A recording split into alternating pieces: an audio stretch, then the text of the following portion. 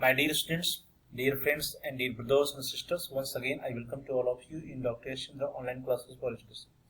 मेरे प्रिय विद्यार्थियों, प्यारे भाइयों बहनों, प्यारे साथियों, प्यारे मित्रों, मैं आप सभी लोगों का एक बार फिर से doctor Yashindra online classes for education में स्वागत करता हूं। आप सभी का हार्दिक स्वागत है, हार्दिक अभिनंदन है।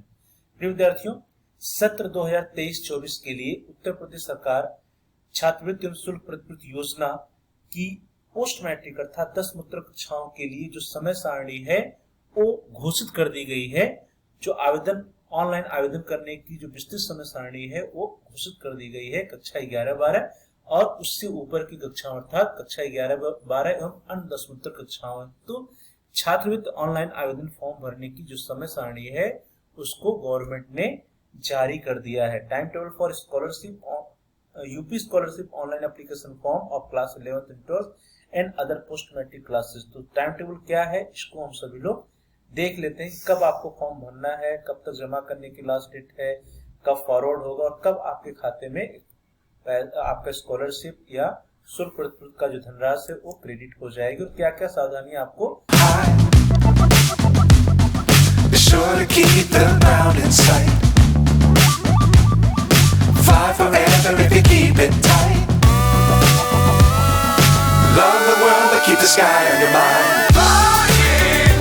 सारणी है। उस समय सारणी में से आपके लिए अर्थात विद्यार्थियों की जो पाठ का टाइम टेबल है, विद्यार्थियों की जो काम की समय सारणी है, जो जिसपे विद्यार्थियों को कार्य करना है उसकी बात कर लेते हैं, उसकी चर्चा कर लेते हैं।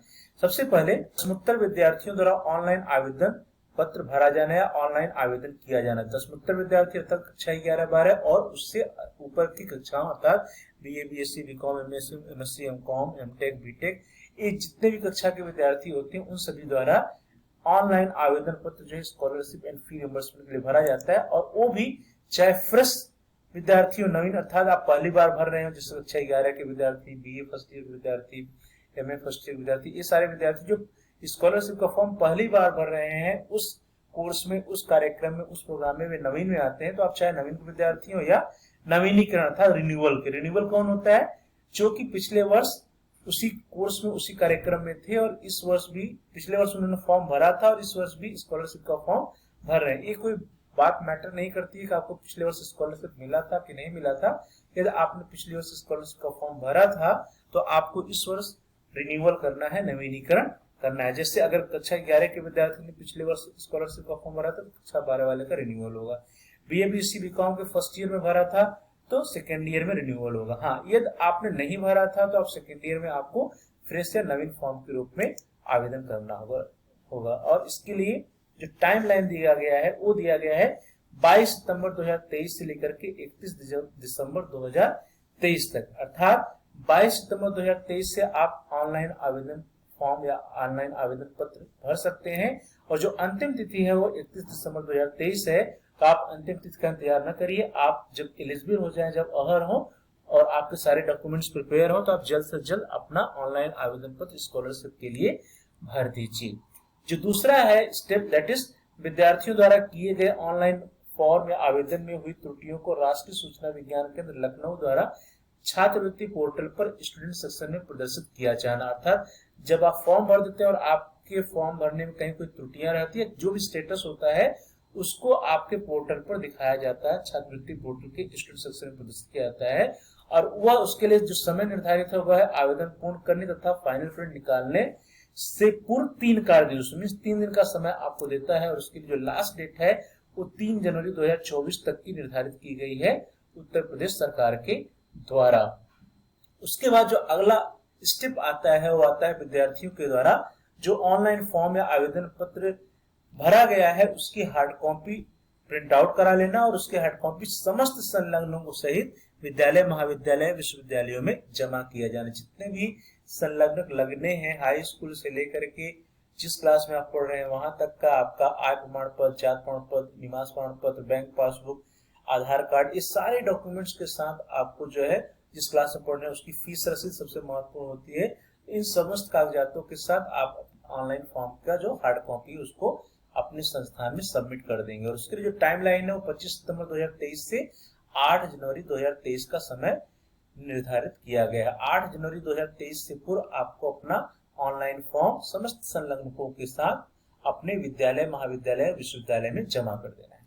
उसके बाद जो विद्यार्थियों द्वारा ऑनलाइन आवेदन पत्र, हार्ड कॉपी और संलग्नकों अर्थात अभिलेखों के साथ जमा किया जाएगा, उसके जो समस्त विवरण है उसका मिलान जो है विद्यालय, महाविद्यालय, विश्वविद्यालय अपने स्तर पर करता है और उसके बाद उन फॉर्म्स को ऑनलाइन ही वो वेरीफाई करेगा, सत्यापित करता है और आगे के लिए फॉरवर्ड या अग्रसारित करता है। तो ध्यान दीजिए, जब आप विद्यार्थी अपना ऑनलाइन फॉर्म अपने संस्थान में ले जाकर के हार्ड कॉपी उसकी जमा करेगा और उसके साथ सारे डॉक्यूमेंट्स लगाएगा, तभी आपका फॉरवर्ड फॉर्म जो है वो वेरीफाई और फॉरवर्ड होगा, सत्यापित और अग्रसारित होगा। यदि आप सिर्फ ऑनलाइन आवेदन करके छोड़ देते हैं, उस आवेदन पत्र का हार्ड कॉपी नहीं निकालते हैं और संस्था में नहीं जमा कर देते हैं, तो आपका आवेदन नहीं माना जाएगा और उसी स्तर पर रिजेक्ट हो जाता है।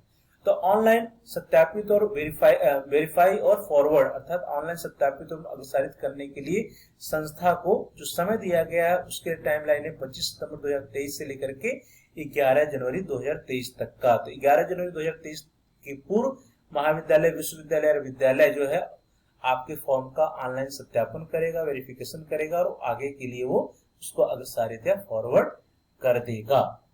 अब यहाँ पे बात आती है कि जब आपका फॉर्म फॉरवर्ड हो जाएगा, सब कुछ सही रहेगा, तो आपके खाते में जो आपका स्कॉलरशिप का धनराशि कब तक आएगी। जनपद स्तरीय विभागीय अधिकारी के डिजिटल सिग्नेचर से लॉग डेटा के आधार पर कोषागार के ई पेमेंट के तहत PFMS प्रणाली, दैट इज ई पेमेंट के माध्यम से, जिसको हम पब्लिक फाइनेंशियल मैनेजमेंट सिस्टम कहते हैं, सार्वजनिक वित्तीय प्रबंधन प्रणाली कहते हैं, उसके माध्यम से विद्यार्थियों के आधार शीटेड या आधार लिंक या NPCI से मैप्ड बैंक खातों या बचत खातों में सीधे धनराशि अंतरित किया जाना। ध्यान दीजिए, किस खाते में जाएगा, जो कि आधार से लिंक है या आधार सीडेड है या NPCI मैप्ड बैंक खाता है, बचत बैंक खाता है, उसी खाते में आपका स्कॉलरशिप का अमाउंट या धनराशि ट्रांसफर किया जाएगा। और इसके लिए जो टाइमलाइन दिया गया, लास्ट टाइम है 15 मार्च 2024 तक का। तो 15 मार्च 2024 के पूर्व आपके अकाउंट में आपका स्कॉलरशिप का जो अमाउंट है, जो पैसा है, जो धनराशि क्रेडिट हो जाएगा। हाँ, आपका जो अकाउंट हो आधार से लिंक होना चाहिए, सीडेड होना चाहिए और आपका अकाउंट एक्टिव होना चाहिए। ऐसा नहीं कि आप 6 महीने से कोई उसमें यदि आप लेन देन नहीं करते हैं तो आपका अकाउंट वहीं पर फ्रीज हो जाता है, रुक जाता है और उसमें कोई ट्रांजेक्शन नहीं हो पाता है, तो आपका स्कॉलरशिप का पैसा आएगा भी तो वहीं पे रुका रहेगा और आपके खाते में क्रेडिट नहीं होगा। इसलिए जरूरी है कि आपका जो बैंक का अकाउंट है, खाता है, वो एक्टिव मोड में रहे और आधार से लिंक रहे, आधार सीडेड रहे या NPCI से मैप्ड रहे। अब कुछ फॉर्म भरते समय आपको सावधानियां बरतनी है। कौन कौन सी सावधानियां? सबसे पहले आप जिस कैटेगरी में हैं उस कैटेगरी के फॉर्म का ही चयन करेंगे। आप जनरल के हैं, SC के हैं, ST के, OBC या माइनॉरिटी के हैं, उसी कैटेगरी में, उसी वर्ग में अपने फॉर्म का आवेदन करेंगे। आप नवीन है या नवीनीकरण, फ्रेश है या रिन्यूअल है, उस कैटेगरी में भरेंगे। फ्रेश अर्थात जो स्कॉलरशिप का फॉर्म उस कोर्स, उस कार्यक्रम में पहली बार भर रहा है, और नवीनीकरण अर्थात जो पिछले वर्ष फॉर्म जिन्होंने भरा था और अभी इसी कोर्स में है, इसी कार्यक्रम में और इस बार फिर उनको भरना है, तो नवीनीकरण रिन्यूअल करते हैं। जैसे इंटरमीडिएट में तो 11 में भरा था तो 12 में रिन्यूअल करेगा। BA BC BCom में तो फर्स्ट ईयर में था तो सेकंड ईयर में रिन्यूअल करेगा। सेकंड ईयर में तो उसने भरा था तो थर्ड ईयर में रिन्यूअल करेगा। तो यदि पिछले क्लास में या पिछली कक्षा में आपने भरा है और इस क्लास में फिर से भरना है तो आपको रिन्यूअल या नवीनीकरण करना होगा। यदि आप पिछली कक्षा में नहीं भरे तो इस बार पहली बार भरेंगे तो आपको फ्रेश या नवीन फॉर्म भरना पड़ेगा, या फिर आप उस क्लास में नए हैं, उस कोर्स में नए हैं, फर्स्ट ईयर में, तो भी आपको नवीन फॉर्म या फ्रेश फॉर्म भरना पड़ता है। उसके बाद जब हम फॉर्म भरते हैं तो हमको अपने संस्था, अपने विद्यालय, महाविद्यालय, विश्वविद्यालय का ही चयन करना चाहिए। यदि आप किसी अन्य विश्वविद्यालय या महाविद्यालय, विद्यालय का चयन करके फॉर्म भर देते हैं तो आपका फॉर्म रिजेक्ट कर दिया जाता है। उसके उपरांत आपका नाम, पिता का नाम, माता का नाम, डेट ऑफ बर्थ, वो सारी चीजें जो है आपके हाई स्कूल के मार्कशीट और आपके आधार कार्ड के अकॉर्डिंग ही होनी चाहिए। जो आपका आधार संख्या है वो भी एकदम करेक्ट होना चाहिए। आय, जात, अधिवास प्रमाण पत्र में आवेदन संख्या, प्रमाण पत्र संख्या और जारी करने की तिथि, इन तीनों चीजों का मिलान कर लेना है। जो आय प्रमाण पत्र, जात प्रमाण पत्र, अधिवास प्रमाण पत्र लगाते हैं, आवास प्रमाण पत्र लगाते हैं, उसमें आपका आवेदन संख्या क्या है, प्रमाण पत्र संख्या क्या है और जारी करने की तिथि क्या है, इसको जरूर आप उसका मिलान कर लीजिए। जो आप बैंक खाता संख्या देंगे वो आधार से लिंक हो, आधार सीटेड हो और उसका IFSC कोड और बैंक अकाउंट नंबर की आप जांच अनिवार्य रूप से कर लें। फीस रसीद का जो विवरण है, जो फी अमाउंट है, ध्यान दीजिए जो ट्यूशन फीस होता है वही फीस आपको भरनी होती है, उससे आप अधिक फीस नहीं भरेंगे, एक बार उसका कम फीस रहता है तो मान लिया जाता है, लेकिन अधिक यदि आप फीस भरते हैं तो आपका फॉर्म रिजेक्ट किया जा सकता है। इसके अलावा कहा जा रहा है कि उक्त समय सारणी के समाधि के अंतर्गत वार्षिक परीक्षा फल अथवा सेमेस्टर होने की दशा में दोनों सेमेस्टर का परीक्षा फल घोषित होने के बाद उत्तीर्ण या प्रोन्नत या प्रोमोटेड विथ मार्क्स होने पर ही विद्यार्थी अपने पूर्व आवेदन पत्र का नवीनीकरण कर सकेगा। तो ध्यान दीजिए, वार्षिक परीक्षा फल होने पे अर्थात आप एनुअल सिस्टम में हो या सेमेस्टर सिस्टम में, तो दोनों सेमेस्टर का जब रिजल्ट घोषित हो जाएगा या प्रमोटेड विद मार्क्स हो जाएंगे या उत्तीर्ण हो जाएंगे, तभी आप जो आपने पिछले साल आवेदन पत्र भरा था, ऑनलाइन फॉर्म भरा था, उसका रिन्यूअल या नवीनीकरण कर पाएंगे। इसके अलावा कहा जा रहा है कि नवीनीकरण के विद्यार्थियों को केवल अगली कक्षा में प्रवेश की तिथि तथा गत कक्षा का परीक्षा फल व नामांकन संख्या या एनरोलमेंट नंबर ही अंकित करना है। उसके अलावा विद्यार्थी को कुछ नहीं करना है। पिछले क्लास का जो रिजल्ट है वो और आपको अपना एनरोलमेंट ही अपडेट करना है, और वर्तमान क्लास कक्षा में अगली कक्षा में प्रवेश की क्या तिथि है उसको अपडेट आपको करना होगा। नवीनीकरण के लिए आवेदन फॉर्म में कोई अन्य सूचना नहीं भरनी है किसी भी विद्यार्थी को।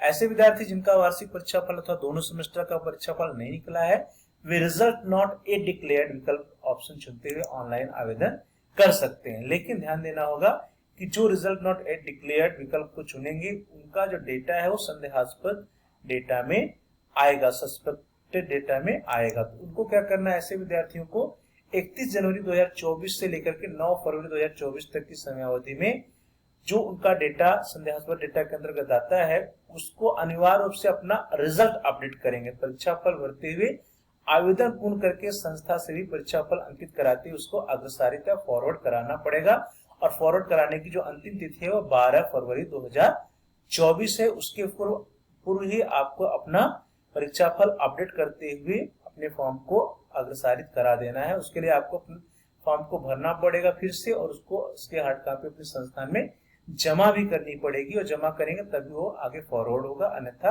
आपका फॉर्म रिजेक्ट कर दिया जाएगा। रिजल्ट नॉट डिक्लेयर्ड विकल्प चुनने वाले विद्यार्थियों की परीक्षा फल न निकलने तथा छात्र द्वारा पूर्व में पूर्ण किए गए आवेदन में संशोधन न करने एवं संस्था द्वारा संशोधित किए गए आवेदन को अग्रसारित न करने की दशा में आवेदन स्वयं भी निरस्त माना जाएगा। संस्था, विद्यालय, महाविद्यालय, विश्वविद्यालय द्वारा विद्यार्थी के आवेदन को ऑनलाइन अग्रसारित करते समय विद्यार्थी के गत वर्ष का परीक्षा सेमेस्टर होने की दशा में दोनों सेमेस्टर के अंकों को जोड़ते हुए का प्राप्तांक व पूर्णांक तथा उपस्थिति का प्रतिशत सही रूप में भरना अनिवार्य होगा। ध्यान दीजिए, पिछले साल का जो रिजल्ट है यह सेमेस्टर सिस्टम में दोनों सेमेस्टर का प्राप्तांक व पूर्णांक जोड़ के वो रिजल्ट भरना है, और अटेंडेंस भी परसेंटेज में भरना अनिवार्य होगा संस्थाओं के लिए। ये आपके स्क्रीन पे देखिए वेबसाइट है scholarship.up.gov.in, इसकी माध्यम से आपको अपना ऑनलाइन आवेदन भरना है। फ्रेश लॉगिन के लिए देखिए प्री मैट्रिक स्टूडेंट, आपको post matric other than inter students login, intermediate student login और post matric other state student login, ये सारे दिए गए। इसी के माध्यम से आपको ऑनलाइन फॉर्म भरना है। रिन्यूअल के लिए भी देखिए आप दिया है intermediate student login, post matric other than intermediate student login और post matric other state student login, ये सारे आपको लिंक मिल जाएंगे वेबसाइट पे जब आप जाएंगे। अब बात कर लेते हैं हम शासनादेश की, जो ऑफिशियल नोटिस है शासनादेश जारी हुआ है। ये आपके स्क्रीन पर देखिए शासनादेश है निदेशालय पिछड़ा वर्ग कल्याण उत्तर प्रदेश 10वां तल इंदिरा भवन अशोक मार्ग, पत्रांक 16-15, दिनांक 18 सितंबर का 2023 का शासनादेश है समस्त जिला पिछड़ा वर्ग कल्याण अधिकारी के द्वारा ये दिया गया टाइम टेबल के लिए शासनादेश।